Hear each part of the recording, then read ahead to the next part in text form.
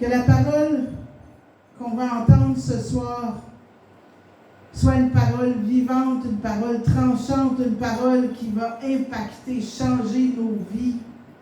Que la personne que Dieu s'est choisie pour nous donner son message ce soir soit conduit par le Saint-Esprit dans le puissant nom de Jésus-Christ.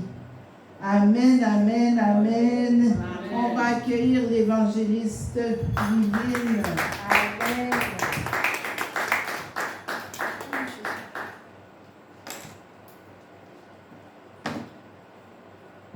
Gloire à Dieu. Amen. Gloire à Dieu. Amen. Je sais qu'il fait vraiment chaud aujourd'hui. Amen, là. C'est vraiment chaud. On rend grâce à Dieu pour la chaleur. Amen, amen. Amen. Parce que quand il fait froid, on dit il fait froid. Quand il fait chaud, il fait chaud. Je crois que Dieu au ciel nous regarde, il fait juste la tête comme ça.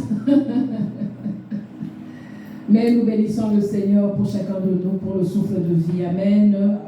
Nous bénissons le Seigneur parce que tu n'es pas à l'hôpital. Dis merci Jésus parce que je ne suis pas à l'hôpital. Amen. Dis merci Jésus parce que je ne suis pas en prison. Dis merci Jésus. Amen, amen.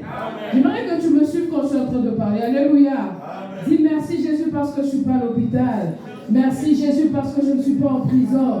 Merci Jésus parce que je ne suis pas dans un lieu d'accident qui me retient avec les policiers. Merci Jésus parce que je ne me retrouve pas devant les policiers en train de faire des choses impossibles. Merci Jésus. Dis merci Jésus parce qu'aujourd'hui j'ai bu de l'eau. Alléluia. Aujourd'hui, bien-aimé, dis merci Jésus parce que j'ai mangé si tu as mangé. Bien-aimé, dis merci Jésus. Dis merci Jésus parce qu'il est fidèle. Dis merci Jésus parce qu'il est bon. Ne te laisse pas de dire merci, bien-aimé. Parce que quand tu n'as pas encore vécu une situation difficile, tu ne peux pas comprendre ce que c'est qu'être dans un moment difficile. Alléluia. Amen. Tu ne pourras pas comprendre ce que c'est qu'être dans une situation compliquée. Alléluia. Amen. Si tu n'as pas encore mis des chaussures qui te servent, tu ne sais pas ce que ça veut dire. Alléluia. Amen. C'est pourquoi quand tu te lèves le matin, tu as la force d'aller même dans la douche. Dis merci Seigneur. Parce qu'il y a ceux qui se sont levés, mais qui n'ont même pas pu se redresser de leur lit, parce qu'ils étaient incapables de le faire. Alléluia. Amen.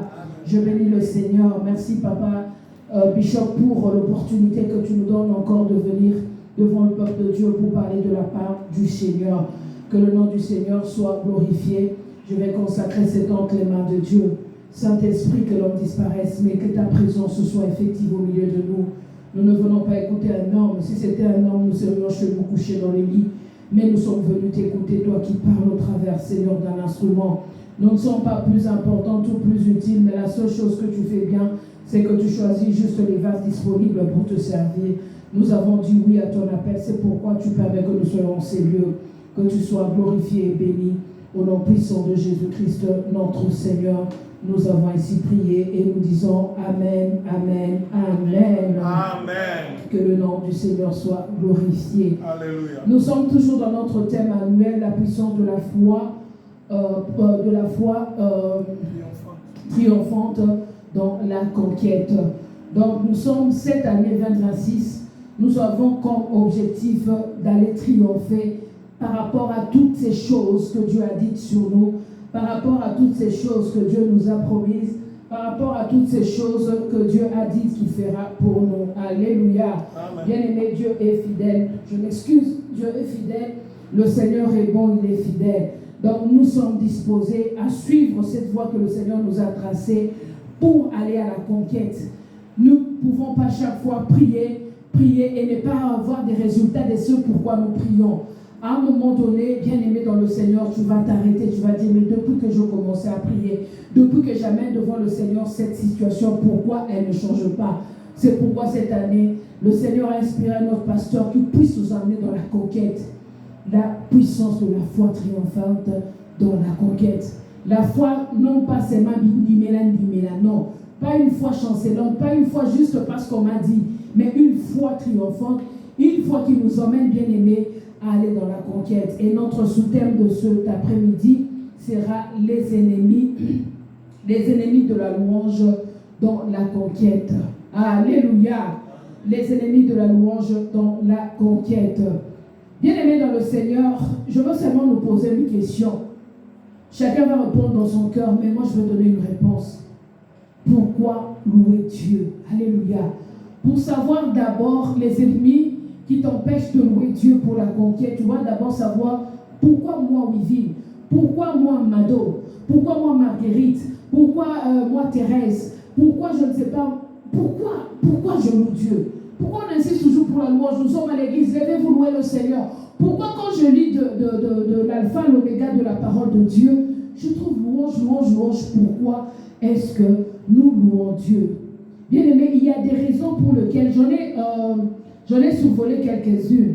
Je vais prendre seulement 3 raisons pour lesquelles tu vas louer Dieu. Et après, je vais aller chercher les ennemis de cette louange qui est bénéfique pour toi. Après, je vais aller chercher pourquoi les diables veulent t'empêcher de louer Dieu. Pourquoi il y a les choses qui t'empêchent de louer Dieu. Je vais prendre la première raison. Pourquoi moi, Belinda, je dois louer Dieu? Parce que, bien aimé, la louange va te conduire dans la présence de Dieu. Alléluia. La louange va emmener Belinda dans la présence de Dieu. Même si tu as passé toute ta journée avec des occupations, avec des choses dans la tête, avec des choses qui t'ont dérangé, mais au moment où tu t'assois, tu dis maintenant, tu prends comment on appelle ça, la télé à la maison, tu prends ton téléphone, tu mets la musique. Dès que la musique commence, ton cœur même se rapproche de Dieu. Ton esprit se rapproche de Dieu. Tout en toi, c'est que maintenant, il y a un créateur qui est au-dessus de moi. Alléluia. La louange, bien aimé dans le Seigneur, te conduit dans la présence de Dieu. Or, dans la présence de Dieu, bien aimé, c'est la présence de Dieu. Alléluia. Il y a la faveur. Dans la présence de Dieu, il y a la bénédiction. Dans la présence de Dieu, il y a la paix. Donc, j'ai moi tout intérêt à aller dans la présence de Dieu. Après avoir passé toute une journée pleine de stress, pleine de soucis, pleine de je ne sais pas quoi, après avoir subi des problèmes dans mon foyer, avec mon conjoint, avec mes enfants, mais lorsque j'entre dans ma chambre, comme la Bible le dit, lorsque j'entre dans ma chambre, comme la Bible le dit, lorsque je ferme la porte, lorsque je me tiens devant le Seigneur, lorsque je commence à le louer, bien aimé, cette louange m'amène dans la présence de Dieu. Bien aimé, lorsqu'on va dans la présence d'un roi, on ne rentre pas comme on est venu. Alléluia. J'aimerais te dire un secret ce soir. Même si tu passes même 10 minutes en train de louer Dieu, sache qu'il y a quelque chose qui s'est passé dans ta vie. Alléluia. Tu ne peux pas passer 1 heure du temps dans sa présence. Tu ne peux pas passer 1 minute en louer Dieu. Même quand tu es en train de marcher, tu dis oh alléluia, gloire à Jésus. Ça ne peut pas être vain. Il y a toujours quelque chose. Ça t'a fait il y a un déplacement, un mouvement de ton esprit. Ton esprit quitte la terre et va au ciel dans la présence de Dieu. Alléluia. La louange, bien aimée, l'adoration, c'est des choses qui nous mettent en communion avec le spirituel. Alléluia. Ça nous met en communion. Tu entres dans un mouvement spirituel. Tu entres dans un territoire, bien aimé, que tu ne peux pas contrôler. Alléluia. Amen. La louange, bien aimé, c'est pourquoi, bien aimé, nous allons découvrir pourquoi, de l'autre côté, on veut t'empêcher de louer Dieu. Je veux que tu comprennes et que tu saisisses aujourd'hui l'importance de la louange. La deuxième chose, la louange. Quand Thérèse s'élève, maman Tété s'élève, elle dit, ce matin, je sens en mon cœur, il faut que je loue Dieu. Tu te lèves avec un cantique, tu commences à chanter, tu fais ton ménage, tu chantes, tu es dans l'autobus, tu chantes, tu es dans ta voiture, tu chantes. Il y a quelque chose qui se passe. La deuxième des choses, c'est que quand maman Tété s'élève et dit que je veux louer Dieu, c'est qu'elle actionne le bras de Dieu dans sa vie. Alléluia. Donc c'est comme si la main de Dieu, le bras de Dieu était là, et que toi, quand tu loues, le bras commence à bouger. Il dit non, je dois faire du bien. Quelque part, quelqu'un qui est en train de me louer. Ça actionne le bras de Dieu, ça active le bras de Dieu, ça active le cœur de Dieu à te faire du bien. Alléluia. La louange, bien aimée, va amener Dieu à te faire du bien. Nous avons vu dans le temps, il y avait un monsieur là qui chantait pour Mobutu, un gros papa là, qui chantait. Bien aimé, il a vécu toute sa vie en train de faire les, comment on appelle ça, il faisait les éloges du président. Et sous toute sa vie, il a eu beaucoup d'argent juste à cause de ça, à cause des éloges, bien aimé dans le Seigneur. Quand quelqu'un, moi j'ai vu ça quand on était petit. Il y a 2 fois, on avait des trucs comme ça, les gens, les orchestres venaient chanter à la maison. Quand ces gens-là chantaient, et qu'ils faisaient tellement le cassala, ça veut dire la louange, je pense. Ils faisaient tellement, ils louaient le nom de leur famille, il disait. À la fin, tu vois que le monsieur s'élève ou quelqu'un qui s'élève, on a chanté son nom, on a loué son nom, mais on n'a même pas demandé.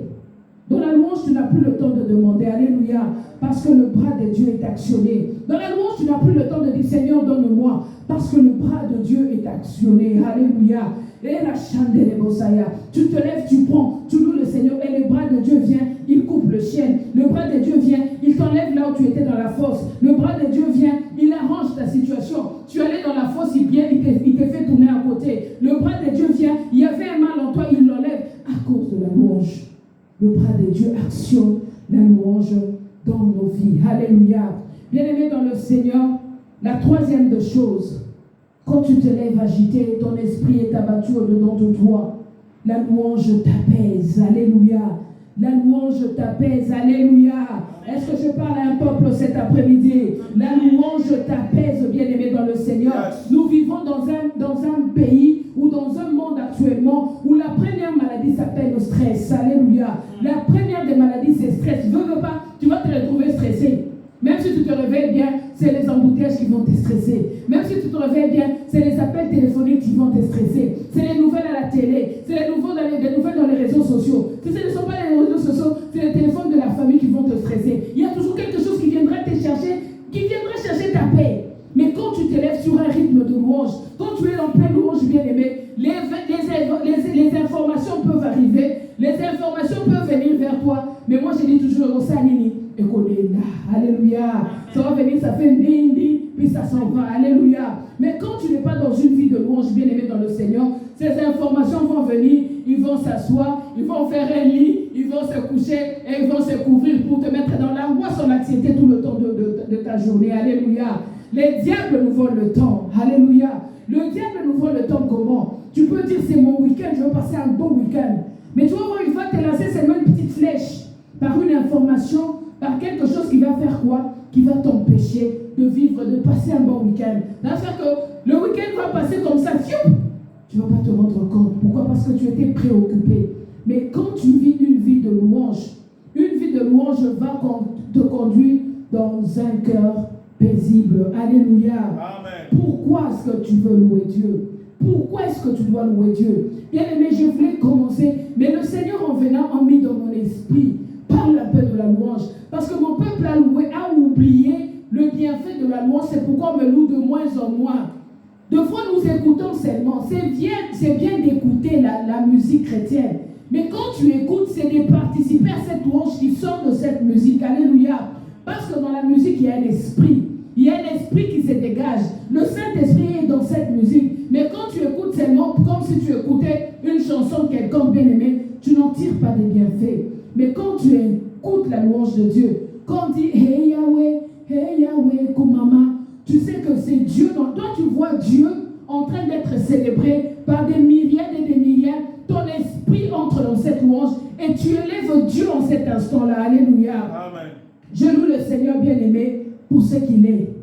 Notre bien-aimé José a parlé tantôt du psaume 95. J'ai aimé ça. C'est un psaume que j'aime beaucoup. Tu loues Dieu pour sa sainteté. Tu loues Dieu pour sa souveraineté. Tu loues Dieu pour sa bonté. Bien-aimé, Dieu est grand. Alléluia. Amen. Il est infiniment grand. Il est puissant, il est redoutable, il est fort. Il est le tout-puissant, il est souverain. Il décide de ta vie. Il a dit que la vie de l'homme est comme l'herbe. Elle sèche, elle tombe et on la brûle. Bien-aimé, tu peux penser qu'à 17h30, tu seras là, mais Dieu sait qu'à 17h30, il aura réclamé ton âme. Ça veut dire qu'il y a une souveraineté de Dieu dans ta petite vie. Ça veut dire que ne pense pas que ta petite vie est au-dessus de Dieu. C'est pourquoi quand tu marches, tu t'arrêtes, tu dis, oh, alléluia, je suis encore en vie. Quand tu avances, tu t'arrêtes, tu dis, alléluia, je suis en bonne santé. Quand tu veux même acheter quelque chose, tu dis, Seigneur, je te bénis car j'ai de quoi même acheter un pain. Alléluia. Bien-aimé, il est grand notre Dieu. Il est souverainement élevé. Il est le Tout-Puissant. La deuxième des choses, bien-aimé, tu dois louer Dieu à cause de ses bienfaits. Compte les bienfaits de Dieu. Compte les bienfaits de Dieu. Regarde ceux de ta génération. Regarde ceux avec qui tu as étudié. Des fois, tu vois, il y a un qui t'appelle là. Joseph, donne-moi même 10 dollars. Tu comprends? Il dit, donne-moi même un peu. Je suis mal pris. Je vais ouvrir une parenthèse. Il y a quelqu'un qui m'a demandé l'argent cette semaine. Cette semaine, je ne sais pas, c'est comme si on a dit au ciel que j'avais l'argent, pourtant je n'en ai pas ces derniers temps. J'ai au moins une dizaine de personnes. Puis la personne m'appelle, j'ai dit non, je veux voir. Elle me dit non, elle a une situation difficile. Son épouse est à l'hôpital. J'ai dit ok, je veux voir. Moi, j'étais en train de dire je veux voir. Mais lui, il était dans une certaine urgence, ok? Il était dans une urgence où il attendait pour sortir sa femme à l'hôpital. Alors j'ai dit ok, je vais le faire. Alors quand je l'ai fait, ce n'était pas un grand montant. C'était quelque chose de dérisoire, avec lesquels peut-être les enfants vont à McDo, 2 ou 3 enfants à McDo, ce n'était pas gros. Mais quand il m'a rappelé, il me dit, j'étais en train de prier, de dire, Seigneur, touche les cœurs de cette soeur. Je vous dis avec les larmes dans mon cœur, il a dit, touche le cœur de ma soeur pour qu'elle me donne cet argent. Il est allé à l'église pour prier pour ça. Regardez pourquoi tu dois louer Dieu. Pour moi, c'était quelque chose, j'ai dit, je veux le faire. C'est pas que je n'avais pas, j'avais. C'était, je reportais, j'ai pas le temps, je veux faire. Oh, pour lui, ça lui a même emmené à l'église pour prier. Pour entrer en prière, pour que moi là, je puisse juste appuyer les boutons pour lui envoyer l'argent. Pourquoi je vous dis ça? C'est pour vous dire que quand tu as même de quoi te payer du carburant, quand tu as même de quoi acheter à manger ou un vêtement, loue Dieu. Alléluia. Amen. Loue Dieu. Parce que des fois tu dis, moi je n'ai pas. Non. Le sang que toi tu as dans ta poche, tu dis que tu n'as pas, c'est ce que quelqu'un jeune est pris pendant 3 jours pour avoir. Alléluia. Les 10 que toi tu as, c'est ce que quelqu'un va même à la montagne. Il laisse sa famille et ses enfants, il va manguer pour avoir le sang que toi tu négliges dans ta poche. Quand tu as un sang, bénis le Seigneur. Dis Seigneur, ce n'est pas assez, mais je te bénis parce que même ces sangs-là, tu m'as donné. C'est pourquoi le diable sait, il connaît la clé de la louange. C'est pourquoi il veut t'empêcher, moi et toi, louer Dieu pour entrer dans la conquête de ce que Dieu a fait pour nos vies. Alléluia. Amen. Je ne peux pas m'éparpiller encore. Et la louange, bien aimée, apporte un impact sur notre regard vis-à-vis de Dieu. Quand tu loues beaucoup Dieu, tu vas considérer Dieu. Alléluia. Quand tu passes ta vie de louange, tu vas considérer Dieu. Tu vas avoir un regard différent. Des fois, nous disons, nous voyons Dieu loin. Il est là au ciel, il fait ses choses. Moi, si je fais mes choses, un jour je partirai. On voit ça comme ça. Mais quand tu as une vie de louange, bien aimée, ça t'apporte, ça fortifie même ta foi. Ça t'emmène à comprendre qu'il y a quelqu'un qui veille sur moi. Il y a un être supérieur qui m'a aimé, qui a donné sa vie. Bien aimé, il y a tellement de cantiques sur cette terre. En ouvrant ta Bible pour louer Dieu, tu verras que combien Dieu est bon, combien il est grand, il est merveilleux. Et que tu ne vis pas pour vivoter, tu vis parce qu'il y a quelqu'un qui a une main sur toi et qui a un plan de bonheur et de paix pour ta vie. Alléluia. Amen. Maintenant, nous allons entrer dans le thème, dans le vif du sujet de notre thème de cette semaine. On m'a demandé, bien aimé, de parler des ennemis de la louange dans la conquête. Alléluia. Je vais en prendre 3. Je ne sais pas si j'aurai le temps de finir le 3, mais je vois qu'au moins 2, on pourra en finir. Alléluia. Amen. Le premier élément que j'ai pris, bien aimé, c'est le découragement. Alléluia. Amen. Le découragement. Qui n'est pas passé par là? Alléluia. Le découragement. Et c'est lui, la première nourriture du découragement, c'est le temps. Alléluia. C'est le temps qui nous décourage. Alléluia. Parce que quand tu regardes ton âge, quand tu regardes le temps qui passe, quand tu regardes les années qui passent, les enfants qui grandissent, quand tu regardes, tu prends toutes ces choses, tu mets dans la casserole, tu dis non, je suis fatigué, Seigneur. Je suis vraiment fatigué. Qui parmi nous, il ne lui est jamais arrivé de dire, Seigneur, je suis fatigué. Pas plus tard que ce matin, j'étais devant mon miroir. J'ai dit, Seigneur, je suis fatigué. Je me sentais fatigué dans mon âme. J'ai dit, Seigneur, je suis fatigué, je me bats à gauche, je me bats. Je sentais vraiment dans mon âme qu'il y avait de la fatigue. J'ai dû aller devant le Seigneur. J'ai dit, je n'étais pas vraiment découragé, mais j'étais fatigué. Fatigué des prières qui ont pris une année. Fatigué des prières qui ont pris 10 ans. Fatigué des prières que j'attends, de l'attente vis-à-vis des dieux. Il y a comme on dit, 1 + 1 = 2. Alléluia. j'ai pris un génie, j'ai pris 2 génies, j'ai pris le plus génie. Mais quand je fais 1 plus 1, ça me donne 7. Alléluia. Amen. Je ne sais pas si quelqu'un me comprend. C'est-à-dire que quand on dit que pour faire un œuf, il faut casser l'œuf, mettre l'oignon ou la tomate et l'huile, j'ai appliqué la recette. Alléluia.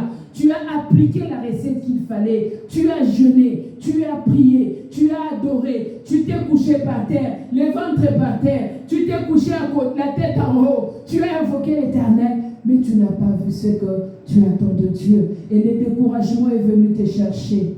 Nous allons lire dans la parole de Dieu quelqu'un qui était découragé, qui était vraiment découragé. Ça va être une lecture qui va être un peu longue.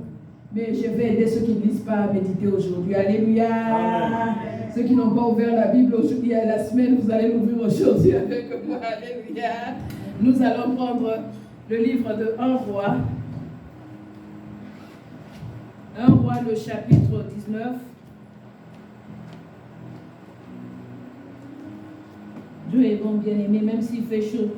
Dieu est fidèle. Amen. Nous lirons dans 1 roi, chapitre 19. Nous allons commencer au premier verset. 1 roi 19, nous commençons au premier verset. Nous lisons au nom de Jésus. La parole de Dieu nous dit ceci.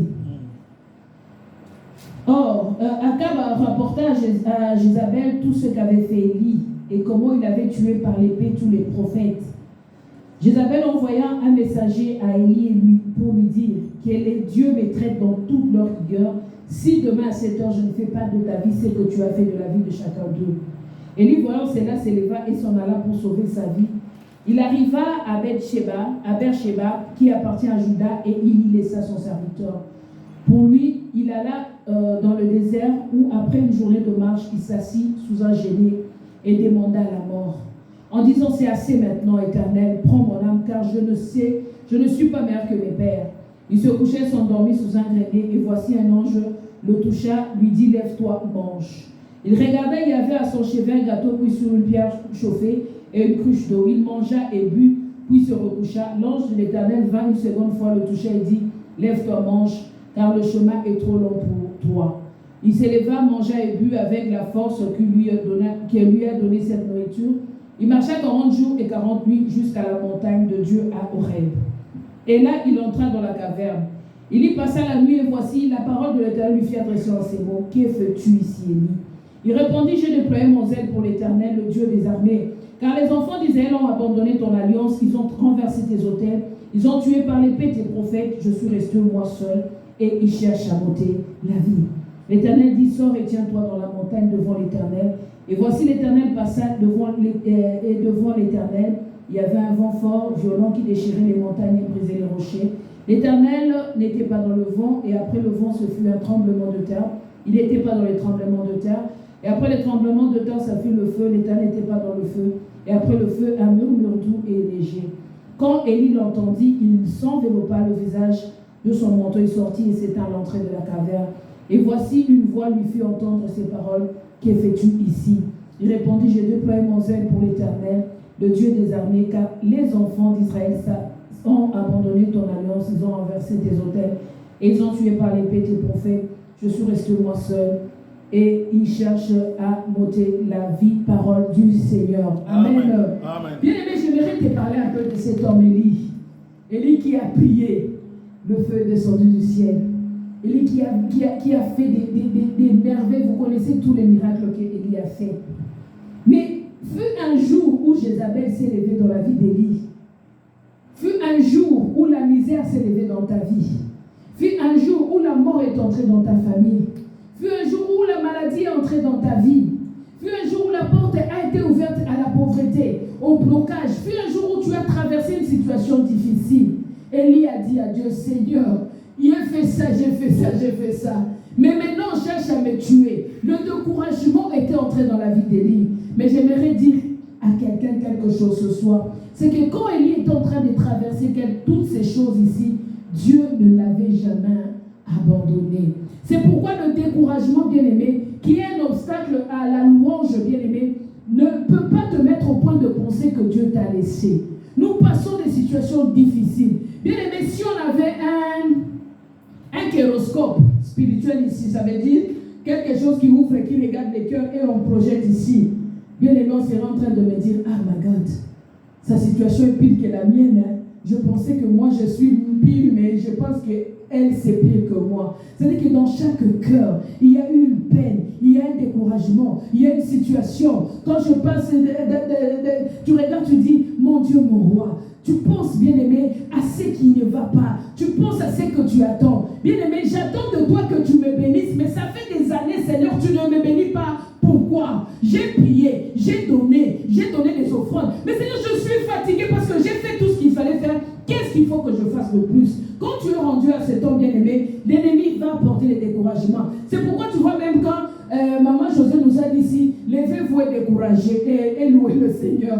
J'ai vu les gens qui s'élèvent. Non, on ne vient pas dans la maison du Seigneur abattu et découragé. Quand tu viens dans la maison du Seigneur, même quand ton corps ne répond pas, dis à ton corps, toi là même si tu es ici, c'est parce que Dieu veut que tu sois ici. Alors lève-toi, prends courage et célèbre l'Éternel. Alléluia. Le découragement, bien-aimé, ne doit pas t'empêcher de louer Dieu. Le découragement, bien-aimé, est quelque chose qui est là, que l'ennemi va mettre en toi. Il y aura toujours une voix qui te dira, depuis que tu as commencé même à 70 jours, vous avez commencé 120, après 120 c'était 60, vous avez descendu, et puis vous avez encore monté un peu 70. Depuis que tu fais ça, qu'est-ce que tu as reçu? Puis la voix là, quand elle parle, elle s'en va. Elle te laisse tout seul. Puis là, toi-même, tu commences à compter. 120 plus 60. 180. Hein? 180 plus 70. 250, hein? Il y a combien de jours dans l'année? 365. Fais la soustraction, Seigneur. C'est presque 2/3 de ma vie que j'ai passé à être là lundi, mercredi, vendredi. Moi, je ne manque pas. Et quand Maman José là seulement, moi, c'est la première personne qui fait un piou qui entre. Seigneur, qu'est-ce qu'il faut que je fasse de plus? Tu te sens découragé. Tu te sens abattu au-dedans de toi. Et l'ennemi force ces choses pour t'empêcher de louer Dieu. Mais je veux te dire, regarde, va relire ce passage de toi. Tu verras que le Seigneur lui a dit, mange et fais quoi? Lève-toi. Alléluia.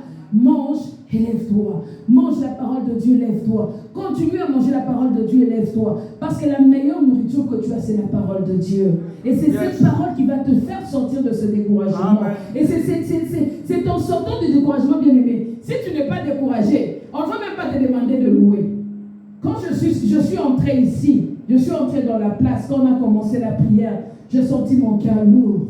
J'ai senti que le peuple de Dieu était acculé. Il y a des choses dans nos cœurs. Nous étions très lourds dans la présence de Dieu. Alléluia. Or, lorsque nous venons dans la présence de Dieu, ne venons pas découragés. Parce qu'il a dit, j'en ai gardé. Il y a toujours une portion que Dieu a gardée pour toi. Alléluia. Et la portion que Dieu a gardée pour toi, ce n'est pas toi qui l'as fait dans le moment de découragement. Toi, qu'est-ce que tu as, c'est que tu oublies qu'un jour, il y a un homme qui a été pendu à la croix. Tu oublies qu'il y a un jour, il y a un homme qui a été crucifié à la croix. Tu oublies que l'homme de Galilée a été crucifié, bien-aimé. S'il a été crucifié, c'est pour que toi, tu ne vives plus dans les découragements. C'est pour que toi, tu aies, ayant le regard tourné vers Christ, qui est l'auteur et le consommateur de ta foi. Bien-aimé, quand le découragement commence à venir, commence à louer le Seigneur. Bien-aimé, la meilleure arme pour briser le découragement, c'est la louange. Et l'ennemi a fait que la meilleure arme pour briser la louange soit le découragement. Alléluia.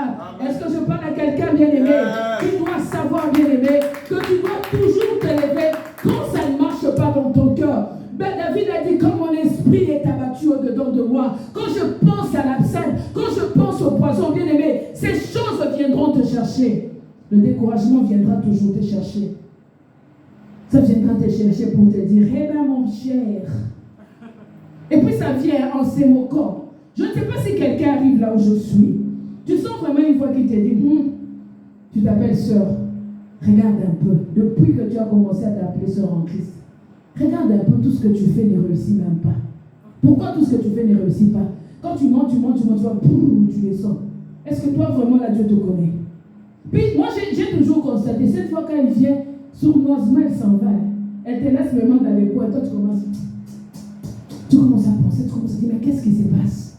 Oh pourtant L'Éternel, notre Dieu, a dit à Élie, que fais-tu ici? Ma question pour toi, c'est que fais-tu sur le sentier du découragement? Que fais-tu là? Il y a ceux qui ont construit même une tente, qui sont même restés assis, qui ont commencé même à faire du thé, qui s'apprêtent même à acheter la semoule pour rester sur le sentier du découragement. Non, quand tu es découragement, ça peut être une journée. Ne sois pas découragé toute la vie. Non, il y a de l'avenir, il y a de l'espérance, parce que le Dieu que nous servons est fidèle et vivant. Ce qui n'est pas arrivé hier arrivera aujourd'hui, parce que notre Dieu n'est pas mort. Il a dit, les bontés de l'Éternel se renouvellent chaque jour dans nos vies. Il y a toujours une finalité à tout ce que Dieu permet dans notre vie. Alléluia. Amen. Je passe au deuxième point. Là, je veux juste survoler. La deuxième chose qui nous empêche, bien-aimés, d'entrer dans une louange, dans notre conquête, bien-aimés, c'est nos ambitions et nos comparaisons vis-à-vis des autres. Alléluia. Alléluia. Amen. Nos ambitions. Tu te réveilles quand tu es jeune, tu dis, moi je serai pilote, moi je serai ministre, moi je serai, je ne sais pas moi, médecin, moi je serai ci, moi je serai ça. Tu fais des hautes études, bien-aimés dans le Seigneur. Je parle surtout aux immigrants. Nous qui sommes venus, nous avons laissé nos diplômes universitaires. Nous nous sommes retrouvés à faire ce que nous ne pensions même pas faire. Parce que quand nous grandissons, nous pensions être dans des bureaux, en train de faire des choses, en train d'être un boss par-ci, boss par-là. Mais tu te retrouves parce que tu avais une certaine ambition. Mais n'oublie pas que la parole de Dieu nous dit, je connais le projet que j'ai pour toi. Dit le Seigneur, ce sont des projets de bonheur et non de malheur. Bien-aimé, ce que tu as aujourd'hui, c'est ce que Dieu voulait que tu aies dans la vie. Bien-aimé, je ne te demande pas d'avoir un esprit de stagner ou de rester là, non. Mais ce que tu as pour l'instant, l'Éternel te l'a donné. Ce que tu as à faire, ce n'est pas, bien-aimé, de laisser tes ambitions, mais que tes ambitions ne soient pas un obstacle à ton adoration. Que tes ambitions ne soient pas un obstacle à ta louange. Vis le moment présent et continue à demander Dieu de te projeter dans l'avenir. Alléluia. Amen. Que ton présent ne soit pas une déception pour toi. Eux, ils ont fait ça, moi je n'ai pas fait ça. Mes collègues avec qui on a étudié, ils ont acheté, moi je n'ai pas acheté. Et ils ont fait ça, moi je n'ai pas fait ça. Ils ont fait ci, moi je n'ai pas fait ci. Bien-aimé dans le Seigneur, comme je l'ai dit tantôt, ce qui est pour toi, ton collègue a 1 million, c'est parce que Dieu voulait qu'il ait 1 million. Toi tu as 10 000, c'est parce que Dieu voulait que tu aies 10 000. Celui qui a 1000, c'est parce que Dieu voulait que tu aies 10 000. Tant que tu as fait ce qu'Élie a fait, il a dit, Seigneur, j'ai empêché ton peuple d'aller dans l'idolâtrie. J'ai tué tous les prophètes de Baal. Le feu est descendu du ciel. Seigneur, je t'ai servi pendant 10 ans. Toute ma vie, Seigneur, je ne connais ni bar, je ne connais ni prostitution, je ne connais ni alcool, je ne connais ni ivrognerie, ni drogue. Mais Seigneur, j'ai été dans ta maison. Mais pourquoi? Mais bien aimé, Dieu a dit à Élie, qu'est-ce que tu fais ici? Lève-toi, fais quoi? Mange et continue ton chemin. Tu ne t'attardes sur ces choses. Et ces choses, bien aimées, réveille-toi seulement, commence à penser à tes ambitions passées. Tu ne vas pas louer Dieu. Il y a ceux peut-être qui ont atteint leur objectif, gloire à Dieu. Mais quand tu te réveilles, tu te voyais, mais tu te vois. Tu dis, Seigneur, my God bless. Tu te regardes dans le miroir, tu dis, c'est ça moi? Or, tu avais des ambitions.